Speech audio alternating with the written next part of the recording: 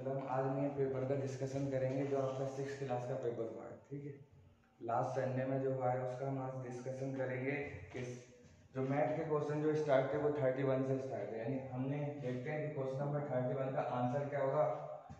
तो इसमें लिखा हुआ है all the natural number has have, successor होता है, प्रेडिसर होता है, या दोनों होते हैं, या फिर कुछ भी नहीं होता है। तो हम देखते हैं कि नेचुरल नंबर जो होते हैं कहाँ से स्टार्ट करते हैं, 1 से स्टार्ट करते हैं। 1 है, 2 है, 3 है एंड सो ऑन, इस तरह से चलता रहता है। अगर हम इसका सक्सेसर निकालते हैं, 1 का तो 2 होगा, 2 का 3 होगा, 3 का 4 होगा, 4 का 5 होगा एंड सो ऑन, इस तरह से चलता रहेगा। ठीक है, लेकिन अगर हम प्रेडिसर लिखना चाहें कि 3 का 2 होगा, 2 का 1 होगा, लेकिन 1 का क्या होना चाहिए था 0, लेकिन 0 जो होता है वो नेचुरल नंबर होता ही नहीं है, नॉट नेचुरल नंबर। तो जाहिर सी बात है अगर इसमें हम देखते हैं तो इसका जो आंसर होगा वो क्या होगा, सक्सेसर। मतलब सारे के सारे जो नेचुरल नंबर होते हैं उसका सक्सेसर होता है लेकिन प्रेडिसर नहीं होता। तो इसका ऑप्शन जो होने वाला है वो ए इज करेक्ट होने वाला है। क्या होने वाला है, ए ऑप्शन इसका करेक्ट होने वाला है। क्वेश्चन नंबर 32 में पूछा गया है कि आपके पास दो नंबर दे रखे हैं, एक -4 नंबर है, एक 4 नंबर है, और ये पूछा जा रहा है कि इन दोनों के बीच में कितने नेचुरल नंबर लाइज कर रहे होंगे। यहाँ पे लेस जो लिखा हुआ है थोड़ा मिस प्रिंट है, यहाँ पर लाइज होना चाहिए था।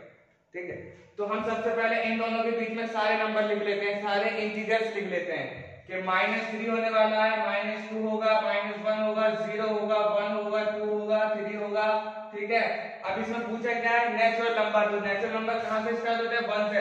तो आंसर इसका क्या होने वाला है, एक 1 है, एक 2 है, एक 3 है। तो कितने नेचुरल नंबर लाई कर रहे हैं, आंसर इज 3। यानी कौन सा ऑप्शन करेक्ट होने वाला है, सी ऑप्शन इसका करेक्ट होगा। क्वेश्चन नंबर 33 जो पूछा है 1 मिलियन कितने थाउजेंड के बराबर होगा, 1 मिलियन कितने थाउजेंड के बराबर होने वाला है। ठीक है, तो मैंने क्लास में बताया था आप सबको कि सबसे पहले जो 1 मिलियन है उसको लिख लेते हैं ऊपर।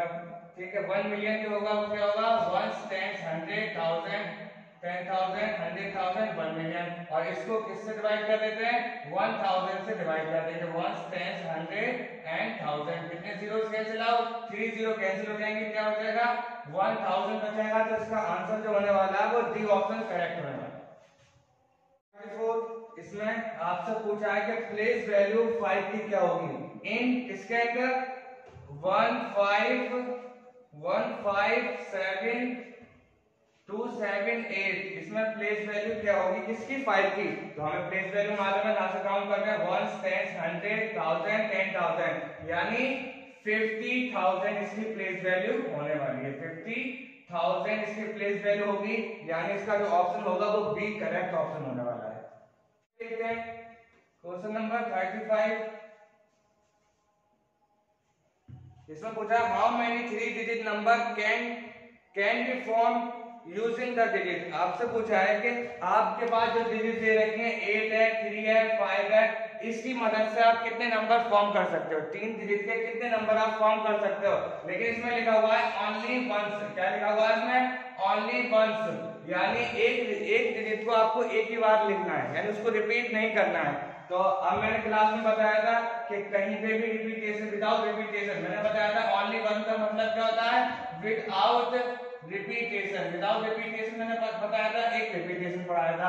तो ये विदाउट रिपीटेशन का केस है, यानी ये कितने डिजिट है, टोटल 1 2 3 डिजिट है। तो पहली वाली पे कितनी आने वाली है, 3 आएंगी, फिर एक माइनस कर देंगे 2 आएंगी, फिर एक और माइनस कर देंगे तो 1 आएगी, फिर हम इन सबको मल्टीप्लाई कर देंगे तो आंसर कितना आएगा 6, यानी 6 का मतलब जो होगा वो बी ऑप्शन इसका क्या होगा, करेक्ट होने वाला।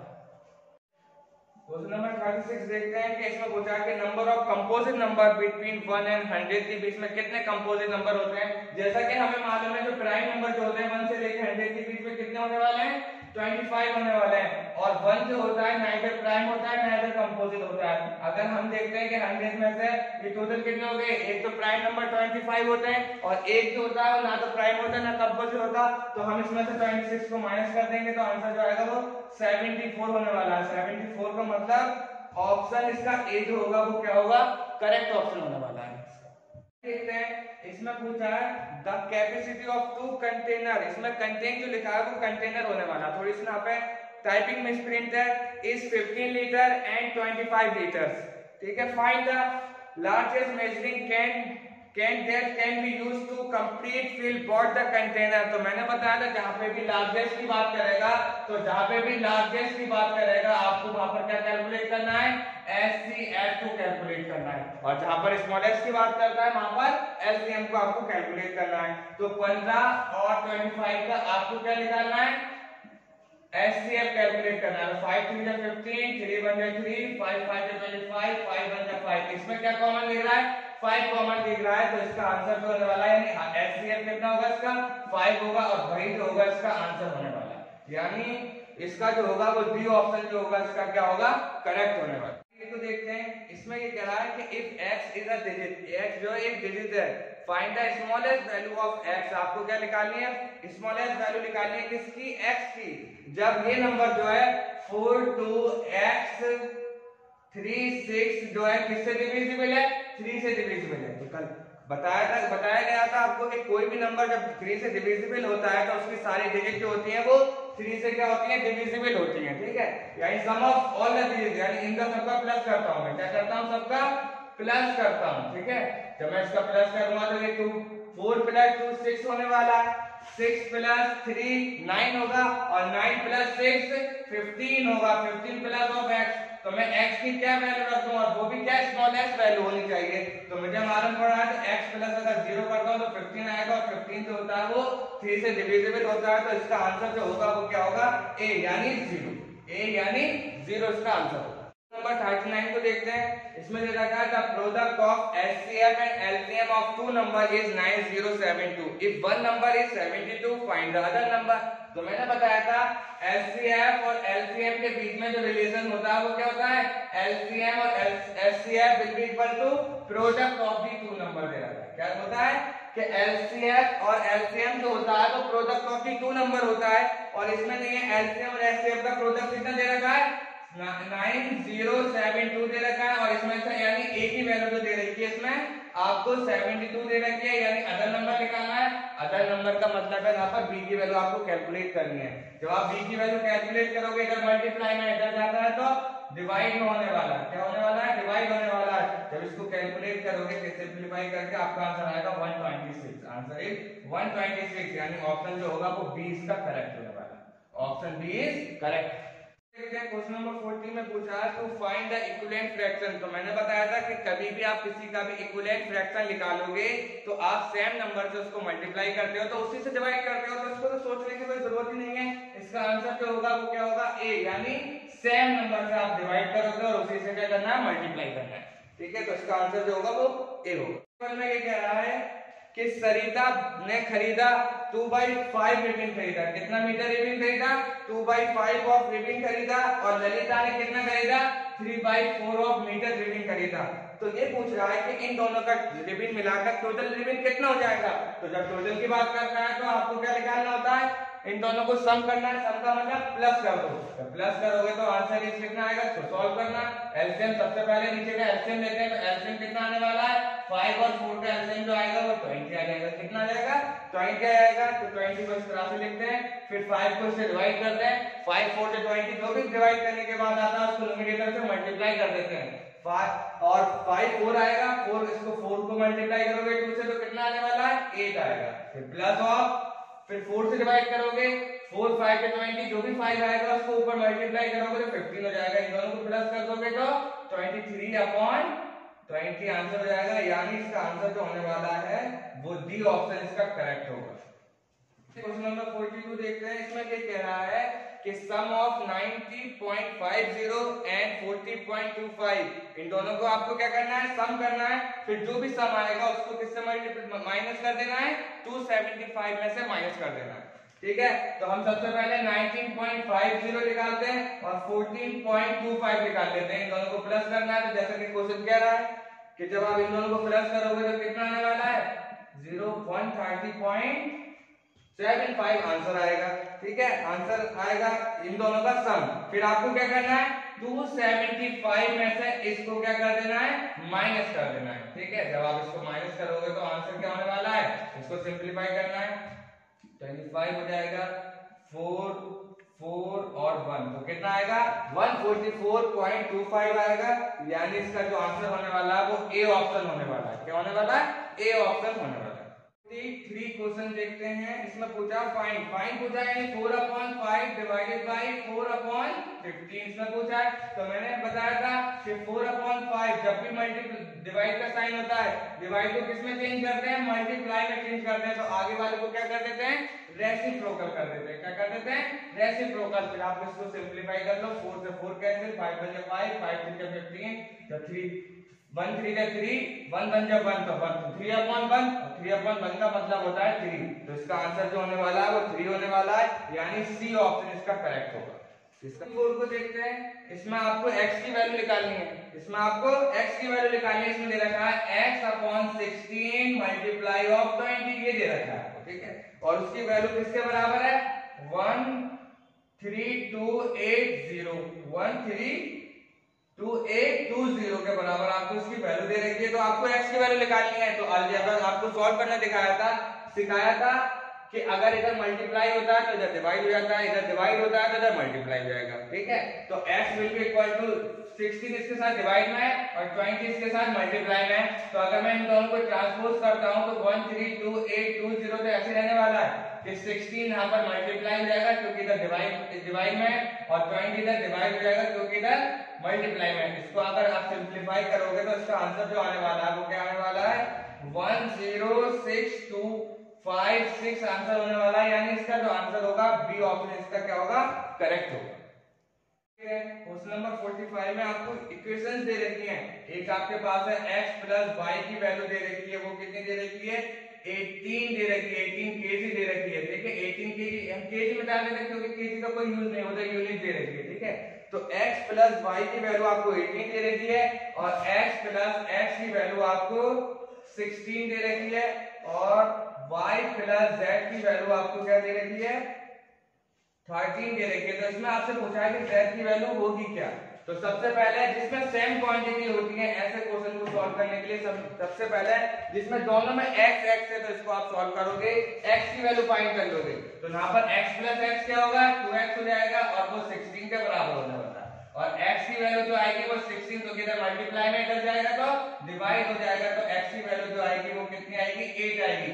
जब x की वैल्यू 8 आ गई तो ये वैल्यू को आप इस इक्वेशन में पुट कर दोगे, यानी x plus y is equal to 18 में पुट कर दोगे। तो यानी 8 plus y will be equal to 18। तो अब ये प्लस में इधर जाएगा तो माइनस हो जाएगा। तो y की वैल्यू जो आएगी वो 18 माइनस 8 आएगी, यानी 10 हो जाएगी। फिर जो भी y की वैल्यू आई है वो आप इसको तीसरी इक्वेशन में पुट कर दोगे। 10 plus z will be equal to 13 और z इज इक्वल टू जब इधर जाएगा तो ये प्लस में इधर जाएगा माइनस हो जाएगा। तो 13 minus 10 will be equal to 3। तो z की वैल्यू जो होगी वो 3 होगी, यानी आंसर जो होगा इसका सी ऑप्शन इसका करेक्ट होने वाला है। क्या होने वाला है? सी ऑप्शन इसका करेक्ट होगा। देखते हैं कि इसमें ये कह रहा है कि a line segment has blank length. तो इंडेफिनिट होगी, डेफिनिट होगी या दोनों होगा या कुछ भी नहीं होगा। तो इसमें हमें दिख रहा है कि एक लाइन सेगमेंट की बात कर रहे हैं। तो लाइन सेगमेंट की जो होती है वो क्या होती है? डेफिनिट लेंथ होती है। डेफिनिट लेंथ जब डेफिनिट लेंथ होती है तो इसका ऑप्शन जो होगा वो बी ऑप्शन क्या होगा इसका करेक्ट होने वाला है। को देखते हैं कि क्वेश्चन नंबर 47 में how many angle in the figure are acute angle. एक आपके पास क्या दे रखा है? आपको स्टार दे रखा है। क्या दे रखा है? आपको स्टार दे रखा है और इसमें पूछा है कि इसमें कितने एंगल क्या होंगे? एक्यूट होने वाले हैं। तो इसमें काउंट करते हैं 1 2 3 4 5। तो आंसर क्या हो जाएगा इसका? 5 होगा। 5 का मतलब डी ऑप्शन इसका क्या होगा? करेक्ट होगा। देखते हैं इसमें पूछा how many side of polygon whose diagonal 5, मतलब जिसके डायगोनल 5 होते हैं वो कौन सी फिगर होती है, उसकी कितनी साइड होती है, ठीक है। तो हमें मालूम है ट्राइंगल है, इसमें सबसे पहला ट्राइंगल है। तो ट्राइंगल में कोई डायगोनल होता ही नहीं, 0 डायगोनल होते हैं। फिर हम देखते हैं बी पेंटागन। पेंटागन के डायगोनल निकालते हैं कि मैंने बताया था डायगोनल का formula n-3/2 is equal to diagonal होता है ना होता, जिसके डायगोनल 5 आएंगे भाई आंसर हो जाएगा हमारा। तो पेंटागन में n की वैल्यू क्या रखेंगे? 5 रखेंगे। तो 5 into 5 minus 3 is equal to 2/2, यानी 2 से 2 कैंसिल, क्या आएगा? 5। यानी पेंटागन के कितने डायगोनल आ रहे हैं? 5 आ रहे हैं, यानी आंसर जो होगा वो क्या होगा, नंबर ऑफ साइड जो होंगी उसकी क्या होंगी, नंबर ऑफ साइड जो होंगी वो 5 होंगी, और 5 में जो होता है वो क्या होता है, पेंटागन होता है। क्या होता है, पेंटागन होता है। तो इसका आंसर जो होगा वो बी आंसर इसका करेक्ट होगा। क्वेश्चन नंबर 49 इसमें देखते हैं, इसमें find the radius of circle whose diameter is इतना। तो मैंने बताया था डायमीटर और रेडियस के बीच में रिलेशन होता है। रेडियस जो होता है वो d/2 होता है। रेडियस निकालना है तो डायमीटर आपको गिवन दे रखा है, यहाँ पर डायमीटर की वैल्यू रख दो 28 सेंटीमीटर। तो हम यहाँ पर 28/2 करेंगे तो आंसर जो आएगा क्या आएगा, 14 सेंटीमीटर आएगा। रेडियस जो आएगा वो 14 सेंटीमीटर आएगा, यानी आंसर जो होगा इसका बी ऑप्शन इसका क्या होने वाला है, करेक्ट होने वाला है। नंबर 50, एक ट्रायंगल दे रखा है इसमें, और इसमें आपके दो एंगल दे रखे हैं, एक 50 डिग्री दे रखा है और एक इसमें 70 डिग्री दे रखा है। तो हमने पढ़ा था क्लास में कि सारे एंगल का सम जो होता है ट्रायंगल के वो कितना होता है, 180 डिग्री। इसको x मान लेते हैं, 180 डिग्री। इन तीनों एंगल का सम कितना होगा, 180 डिग्री होगा, यानी x plus 50 plus 70 is equal to 180 degree. यानी x प्लस इन दोनों को प्लस करोगे तो 120 डिग्री आएगा, इज इक्वल टू 180 डिग्री। अगर हमने अलजेब्रा को सॉल्व करना सीखा था, इसको अगर मैं ट्रांसपोज करूंगा, ये प्लस है तो माइनस हो जाएगा, तो x की वैल्यू कितनी आएगी, 180 माइनस 120 डिग्री यानी 60 डिग्री। इसका आंसर जो होगा वो क्या होने वाला है, बी ऑप्शन इसका करेक्ट होगा। बी ऑप्शन इसका क्या होगा, करेक्ट होगा। देखते हैं, the amount of surface area enclosed bye a close figure is.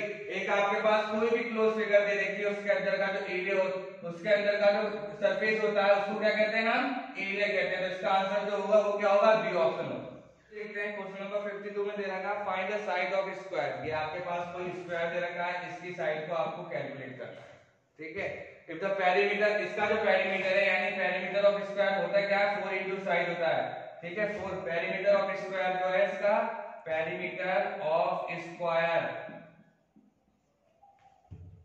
Is equal to किसके बराबर दे रखा है, पेरीमीटर ऑफ रेक्टेंगल के बराबर दे रखा है। क्या दे रखा है, पेरीमीटर ऑफ रेक्टेंगल के बराबर दे रखा है। तो आपको इसकी क्या निकालनी है, साइड निकालनी है, और जो आपके पास रेक्टेंगल है उसकी लेंथ और ब्रेथ भी आपको गिवन है, लेंथ और ब्रेथ भी आपको गिवन है, ठीक है। तो चलो इसमें वैल्यू रखते हैं। पेरीमीटर ऑफ स्क्वायर होता क्या है, 4 इनटू साइड होता है, और पेरीमीटर ऑफ रेक्टेंगल क्या होता है, 2 इनटू एल प्लस बी, ठीक है। इसमें वैल्यू पुट करो, 4 into side is equal to 2 into 16 plus of 20 यानी 2 इनटू 36, 4 इनटू साइड। इधर क्या है, मल्टीप्लाई में जब इधर जाने वाला है तो डिवाइड में हो जाएगा, 36 अपॉन 4 यानी 4 9 9 2 जा 18। तो 80 वैल्यू जो आएगी यानी साइड ऑफ द स्क्वायर जो आएगा वो 18 मीटर आएगा, यानी बी ऑप्शन जो होगा इसका क्या होगा, करेक्ट होगा। Number 53, the perimeter of rectangular picture is 160। इसमें पेरीमीटर दे रखा है रेक्टेंगुलर पिक्चर का 160, यानी perimeter of rectangle is 2 into L plus B is equal to 160 दे रखा है, ठीक है। और इसकी ब्रेथ दे रखी है, वाइड दे रखा है, कितना वाइड है, 30 सेंटीमीटर, 30 सेंटीमीटर है। तो आपको क्या निकालनी है, इसकी लेंथ निकालनी है। क्या निकालनी है, लेंथ, यानी लॉन्ग कितना लॉन्ग होगा। तो ये वैल्यू यहाँ पर पुट कर देते हैं, 2 into L plus 30 is equal to 60। ये इसके साथ मल्टीप्लाई में इधर जाएगा तो डिवाइड हो जाएगा, तो l plus 30 is equal to 160 upon 2 यानी कितना होगा, 80 होगा। अब ये इधर प्लस में इधर जाएगा तो माइनस हो जाएगा, तो l is equal to 80 minus of 30 is equal to 50। Answer जो होगा इसका क्या होगा, 50 होगा, यानी डी ऑप्शन इसका क्या होगा, करेक्ट होगा। ये आपके पास एक फिगर दे रखी है, इस तरह से आपके पास फिगर दे रखी है,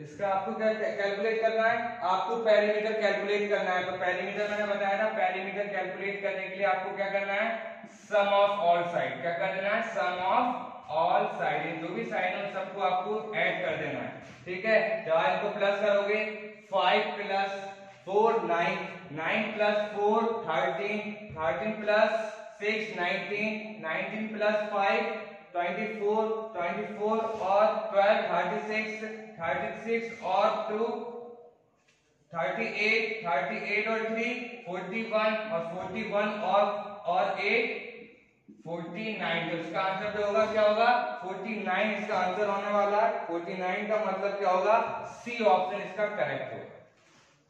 क्वेश्चन नंबर 55 देखते हैं। क्वेश्चन नंबर 55 में चेंज करना है आपको 1 मीटर जो होगा वो एक्चुअली में कितने 1/100 ऑफ हेक्टोमीटर के बराबर होगा। हेक्टोमीटर के बराबर होगा। तो मैंने बताया था कि सबसे पहले एक्चुअल लिखते हैं कि 1 मीटर कितने हेक्टोमीटर के बराबर होगा। तो मुझे मालूम है 1 मीटर जो होता है वो 100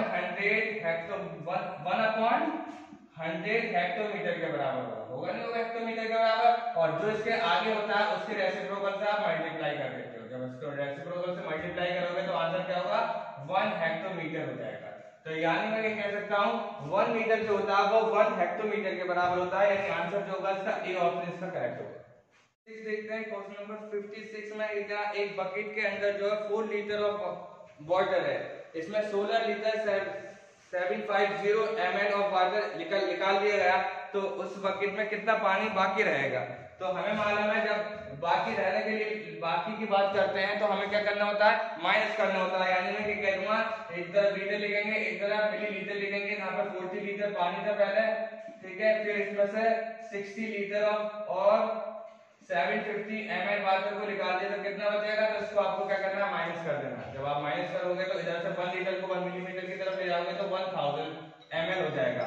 1 लीटर जो होगा अगर हम ट्रांसपोज करेंगे 1 लीटर को किसमें ml की तरफ तो 1 लीटर का मतलब होता है 1000 ml इधर ट्रांसपोज हो जाएगा ठीक है। अब इसको माइनस करेंगे तो 250 इधर आ जाएगा। यहाँ पे कितना बचने वाला है 39। जब 39 में से माइनस करेंगे तो 9 में से 6 गया 3 बचेगा और 3 में से 1 गया तो 2 बचेगा। यानी 23 लीटर और 250 मिलीलीटर इसका आंसर होगा। यानी आंसर जो होगा इसका बी ऑप्शन इसका करेक्ट होगा। Question number 57 find the average of first 5 whole number. इसमें जो पूछा है फर्स्ट 5 होल नंबर का एवरेज पूछा है। तो हमें मालूम है एवरेज होता क्या है average equal to sum of all number sum of all observation. क्या होता है sum of all observation divided by number of observation ठीक है। सम सारी को सम करो और उसके नंबर ऑफ ऑब्जर्वेशन से डिवाइड कर दो। तो सम ऑफ ऑब्जर्वेशन का मतलब 0 होल नंबर 0 से स्टार्ट होते हैं तो 0 प्लस 1 प्लस 2 प्लस 3 प्लस 4 ठीक है डिवाइडेड बाय 5 टोटल कितनी है 1 2 3 4 5 से डिवाइड कर दोगे तो 10/5 यानी आंसर जो होगा इसका 2 होगा। 2 का मतलब जो ऑप्शन होगा इसमें सी ऑप्शन इसका करेक्ट होगा। अगेन आपको क्या निकालना है एवरेज निकालना है। किस किस का एवरेज निकालना है 3 है 7 है 12 है और 18 का आपको एवरेज निकालना है। तो वही अगेन फार्मूला एवरेज निकालने के लिए sum of all observation 3 plus 7 plus 12 plus 18 upon 4 यानी 40/4 यानी आंसर जो आएगा इसका 10 आएगा। 10 का मतलब जो होगा इसका ए ऑप्शन इसका करेक्ट होगा। A option is correct. Number 59 देख रहा what number is 10% less than 100। आपके पास कोई नंबर है उसको 100 दे रखा है वो नंबर आपको फाइंड करना है जो 10% कम होगा। 100 का 10% कम होगा। तो सबसे पहले आप 10% निकालो। क्या निकालो 100 का 10% क्या होगा 100 का 10% जो होगा वो क्या होगा 10 होगा। तो क्लास में बताया गया था अगर लेस की बात करेगा तो आप क्या कर दोगे माइनस कर दोगे। अगर मोर की बात करेगा तो आप क्या कर दोगे प्लस कर दोगे। तो आप माइनस करोगे तो 90 आएगा। 90 का मतलब इसका डी ऑप्शन इसका करेक्ट होगा।